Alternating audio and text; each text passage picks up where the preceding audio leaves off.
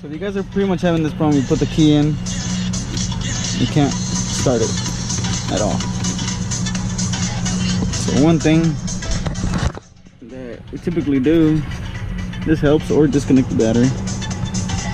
Just remove this tab right here.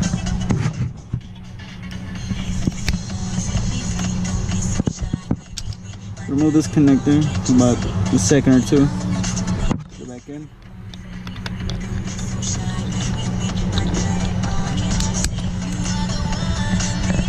Make sure it clips. Do a little tug, make sure it's in there. So typically 5-10 seconds, that'll reboot. You heard it click, you can start the key. So typically when that happens, you gotta replace the whole steering column. Range Rover does not sell just that module alone.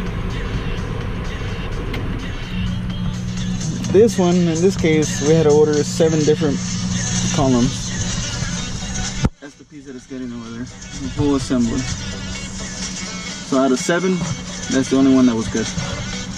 It was a pain in the butt trying to find it.